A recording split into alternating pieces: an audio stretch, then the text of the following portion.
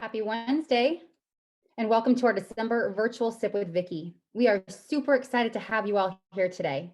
We've had a lot of conversations with folks in the last few weeks since our November virtual sip with Vicki. And the feeling that we're getting is that folks are a little rattled with things that are going on in the world, and they're a bit intimidated with 2022 coming on. Vicki's strategies have been utilized and perfected, and they're currently working today in this ever-changing climate, bringing success to many organizations. This stuff is not theory. These are tried and true strategies that produce results.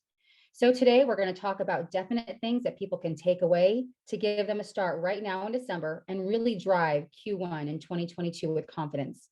Welcome, Vicki. Well, good afternoon, everybody, and welcome. Julie, thanks for the great introduction. We're glad that you're here. Getting ready for 2022. We're all rushing to try to get our goals done. Budgets are done, and we're ready to move forward into the new year. What we're hearing when people call the office is they're asking questions.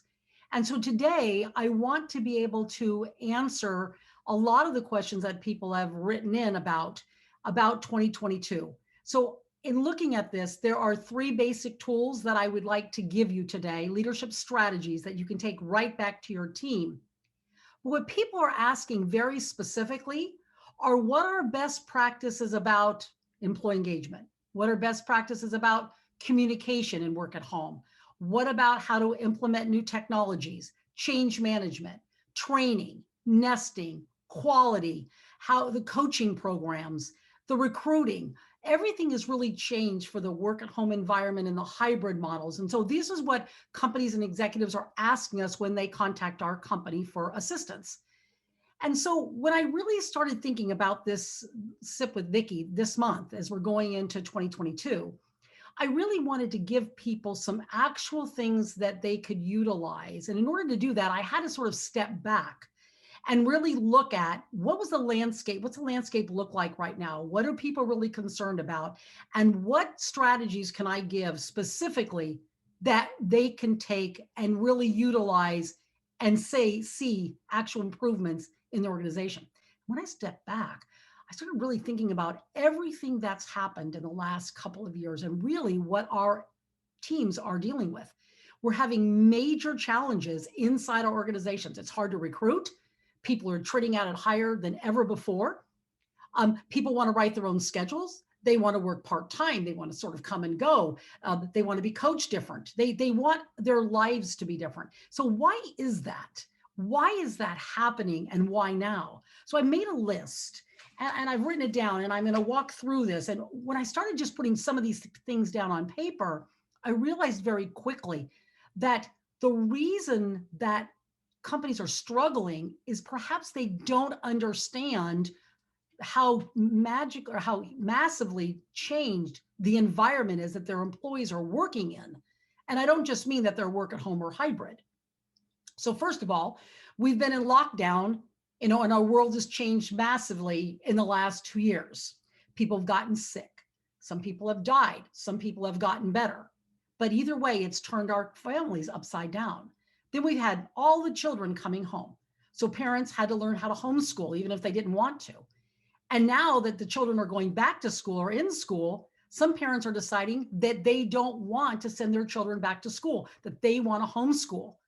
So this is one of the reasons we're seeing massive amounts of women, especially, but men too, but women leaving the workforce to homeschool and take care of their children. So that's turned employers' worlds upside down, as well as the employees' worlds.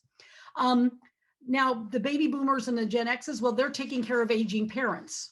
And then we've got the highest suicide rate that we've had in decades. Las Vegas, during the lockdown, actually let their high school students back to school because the suicide rate was so high. And so we're seeing that. We're seeing drug and alcohol abuse at its all-time high. People are trying to cope, whether it's illegal drugs or prescription drugs. People are just trying to cope with the stress. People have lost their livelihoods, their businesses, their homes. All that affects how they feel about themselves and the world. Vaccinate, don't vaccinate, mandates, don't mandate. So it's causing sort of a riff in people and in families pitting one against another. That has everything to do with how we feel as employees and leaders when we go to work every day. We've had riots, shootings, cities have been partially burned down. I mean, now the government's telling us it's going to be a long, cold, hard winter. So I guess we have that to look forward to. We've got higher gas prices. Grocery store. I mean, the prices in the groceries are going sky high. It's the inflation rate. People that are trying to move can't afford homes in certain areas because so many people are flocking to those areas, even with low interest rates. And the market looks unstable. Now we've got holidays. We've got, should you fly? Should you drive? If you're trying to leave the country, what are the rules going to be? Are they going to change before you get back? How do you get testing? Do you have the right testing? All of this is pressing in on our organizations, and we wonder why people are leaving in masses. And so what we're trying to do is we're trying to do the same thing that we've always done in a brand new environment to most, work at home and remote, and hybrid. And so they're trying to change the way their companies work in a different kind of environment with employees that are stressed to the max. And when you think about it, people are just feeling uncertain. People are afraid. They don't know what's going to happen next year. And so now they come to work and we measure everything in our industry, right? Pretty much every time they breathe, they're being measured.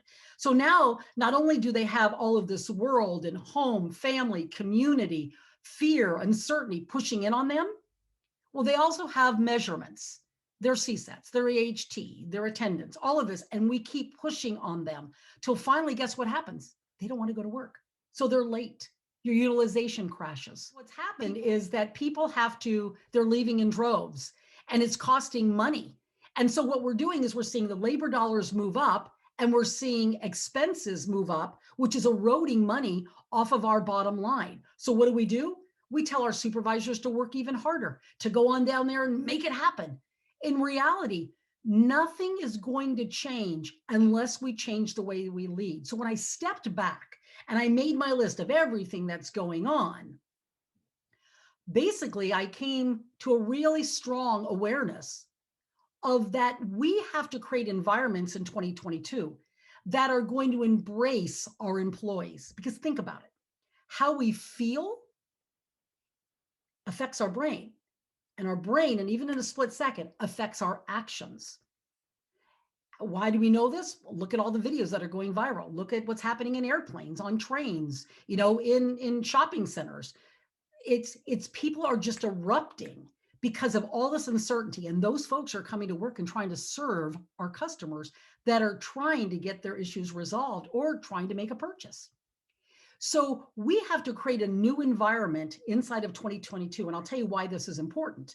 It's because whatever we're trying to do with all the best practices for work at home and hybrid now, and with the change management that we're doing and the new technologies, they have to stick on that environment. And if that environment isn't prepared emotionally and mentally, then nothing's going to stick. People are just going to get frustrated, not show up, and work slower. You're going to need more people to do the same amount of work, and they're going to be leaving early.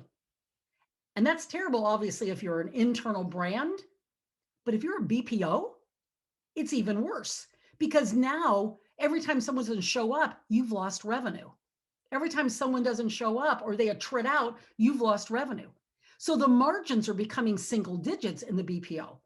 And some BPOs are struggling even to break even. And so this is what we're seeing and what we're hearing when we're out talking with clients and talking with people inside the industry.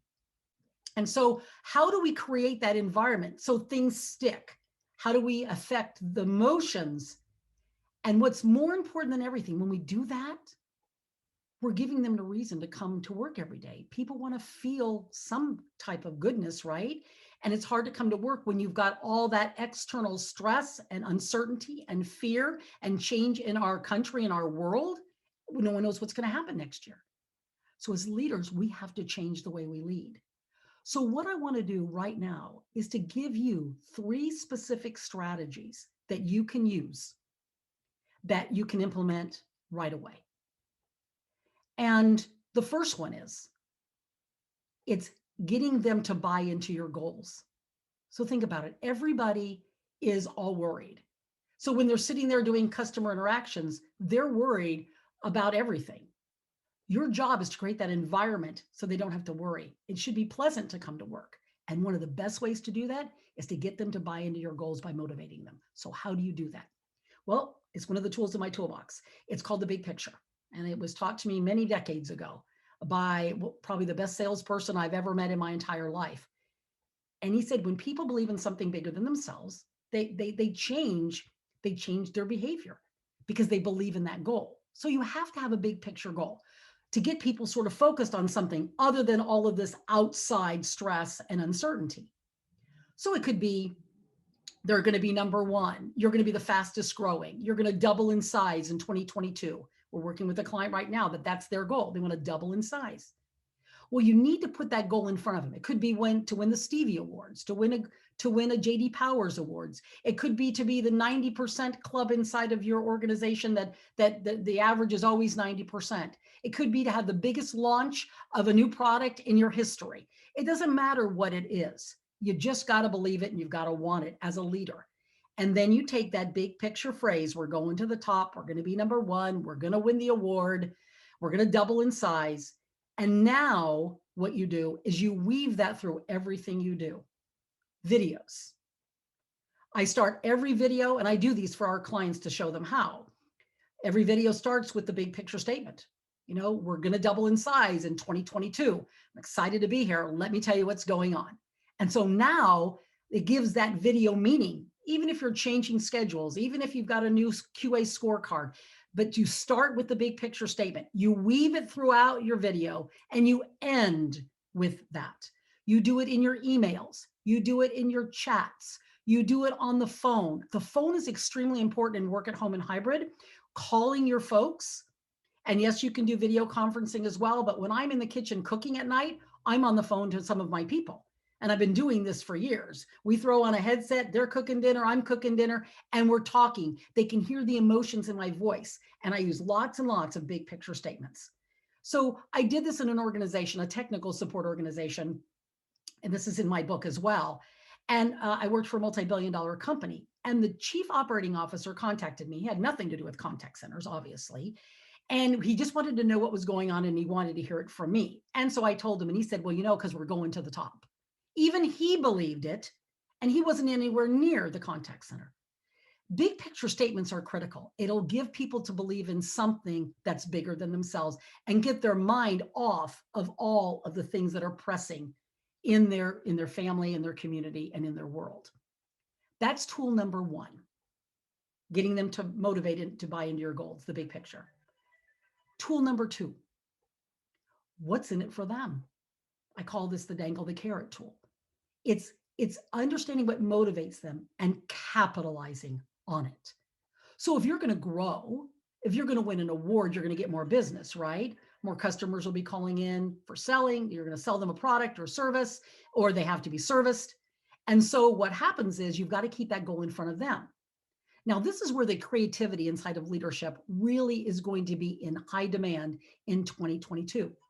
It's literally about changing the way that you lead and the way your organization is structured. And there's so many different creative ways that you can do this. And we help with companies with this.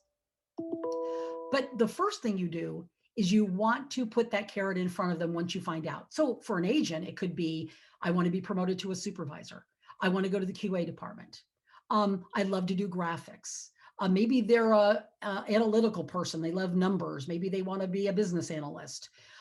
Maybe they want to move into QA. Whatever they decide to do, then that's what you keep in front of them. Now, you're going to say, well, Vicki, I can't take everybody that wants to be a QA analyst and put them into QA, or I can't move everybody into the training department. You don't have to. Get them off the phone or customer interactions for 2 or 3 hours a week. Now you'll say, well, gosh, that's going to bite into my utilization. Oh my gosh, that's going to cost labor dollars. Not if you reallocate labor dollars and be creative. What if you had 10 people doing that? That's 30 hours. And now you're going to say, well, gosh, Vicki, it's going to cost me more time to manage that. You're absolutely right, it is. But think about this. You're going to spend the time either way. On the front end being proactive with new strategies and tools, or on the back end doing damage control. And damage control always takes more time.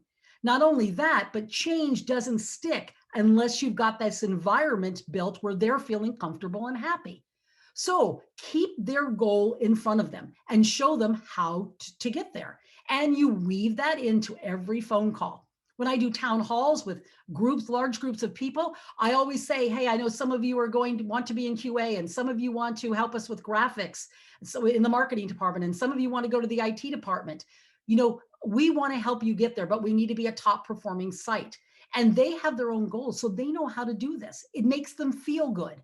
Now you take them feeling good about their own goals and about the big picture goals, and now you've got them smiling. Now that changes their mindset, and that changes their action.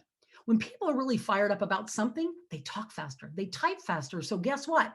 Average handle time literally goes down. It's gone down in every single organization I've ever led, 100% of the time, because people are excited to go to work. They show up on time because they don't want to miss anything, and they don't attrit.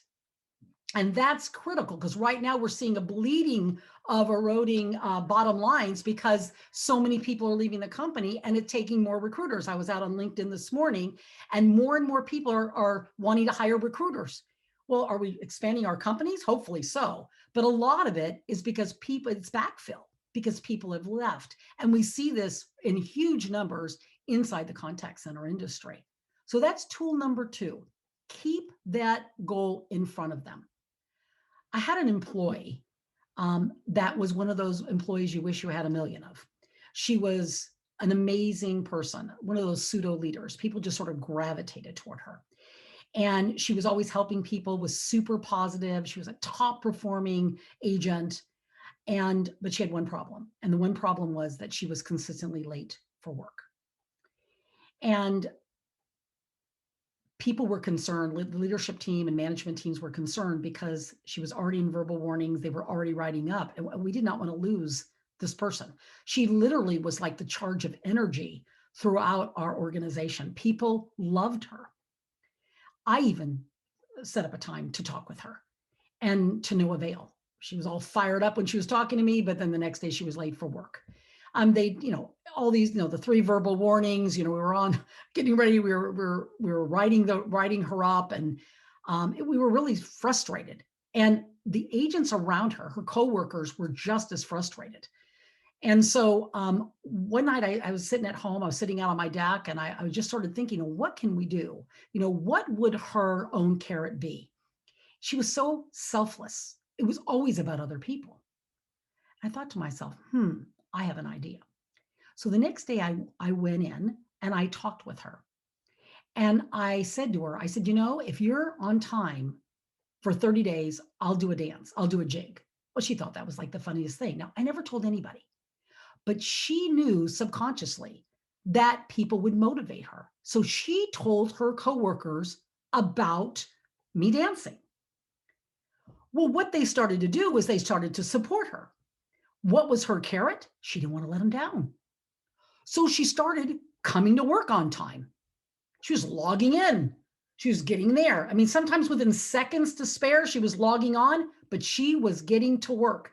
And her team was praising her. It was almost fascinating to watch this. And what happened? Well, at the end of 30 days, guess who was doing the dance and the jig? I was. And the whole organization wanted in on watching this. It was really interesting. A team leader position opened maybe 6 or 7 months later, and she applied, and obviously she got it.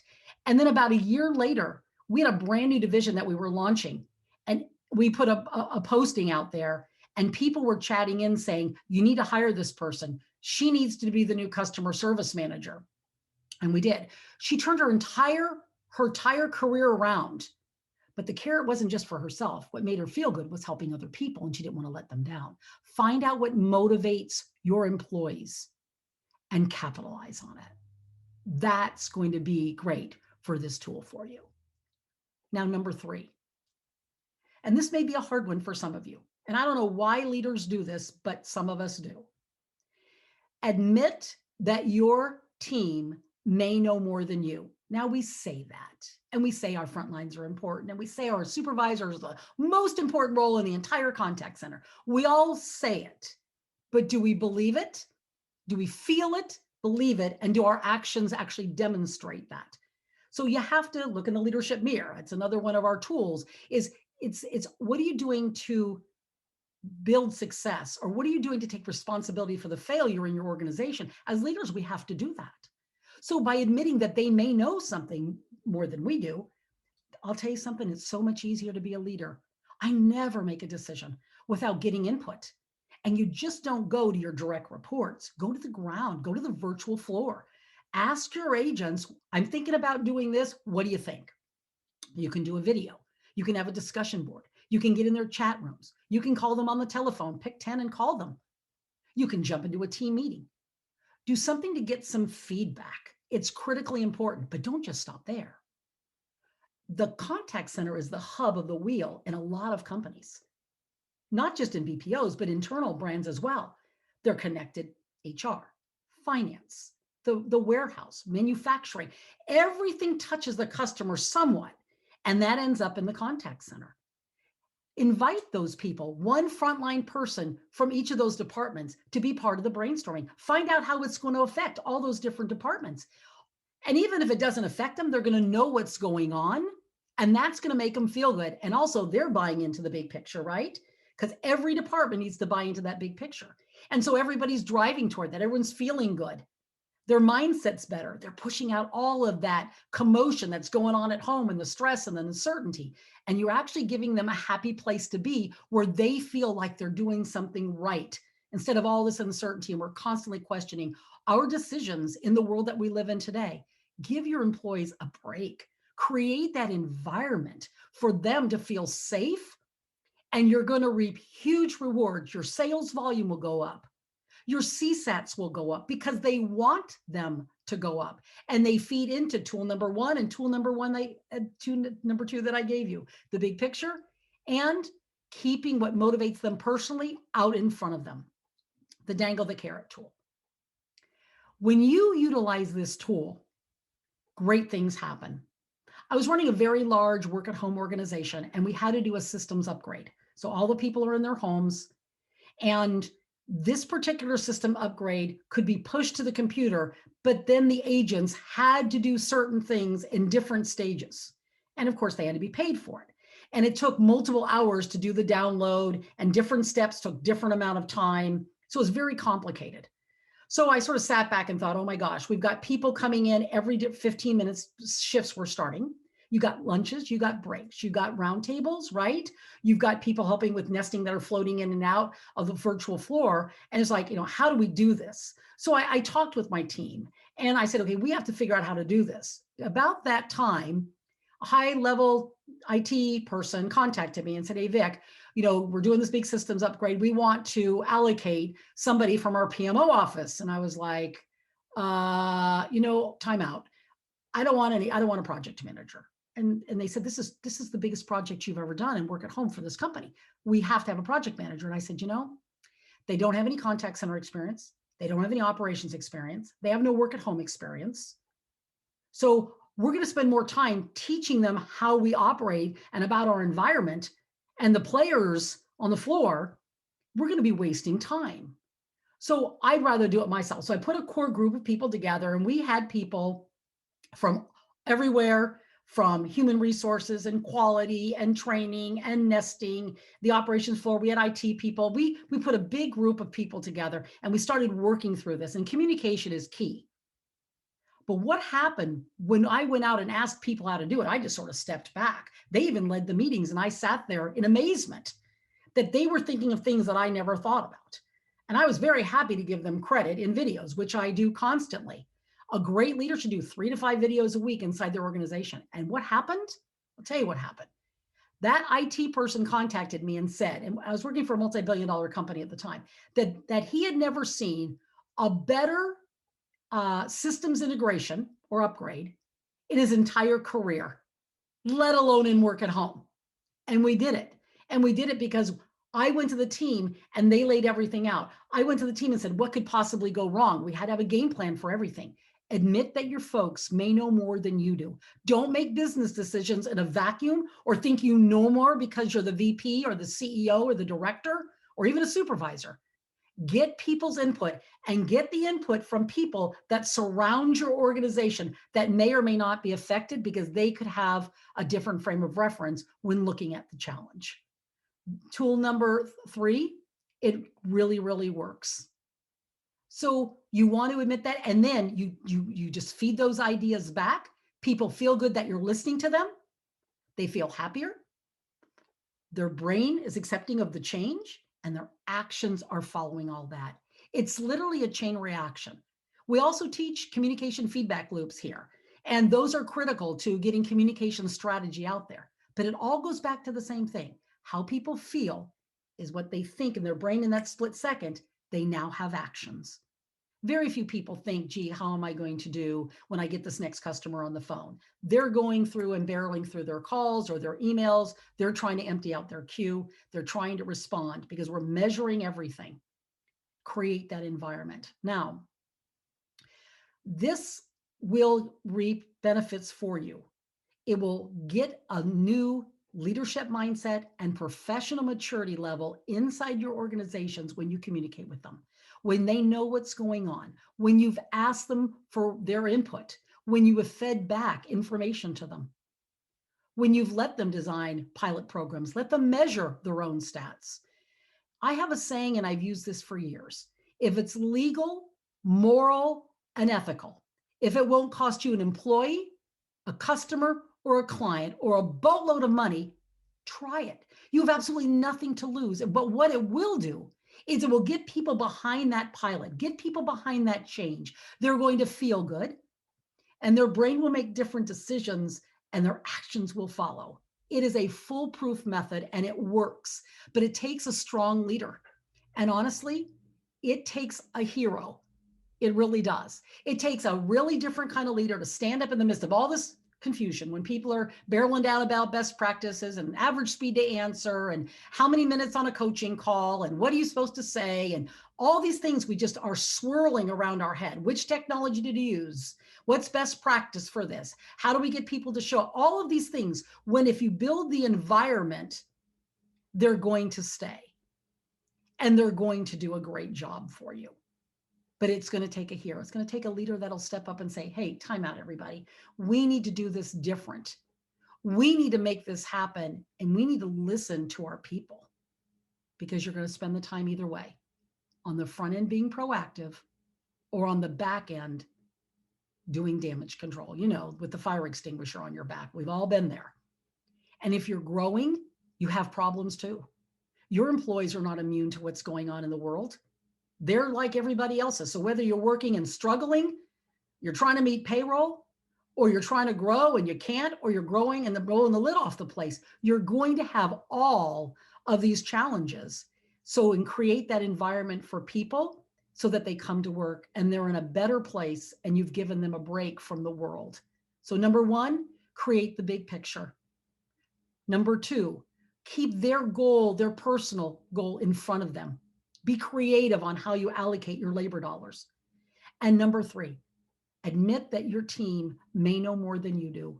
I'll tell you, when I do that, it's like a weight off my back. I don't have to make decisions without getting input and finding out what those obstacles are going to be before I make a business decision as an executive.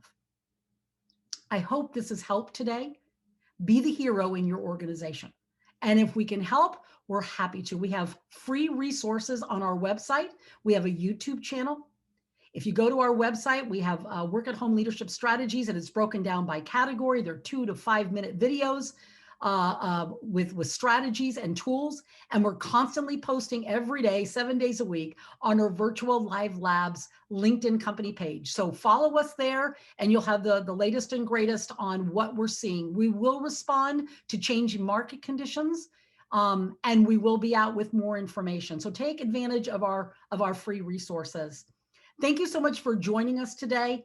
We're in charge of our own destiny. As leaders, we need to be the hero. Stop the madness and the craziness and get our employees into a happy place so that they can make different choices that will affect our top line revenue and our bottom line contribution. We can do this in 2022. And if we can help, let us know. Thanks for listening, everybody. Have a great week, and I'll see you at the top.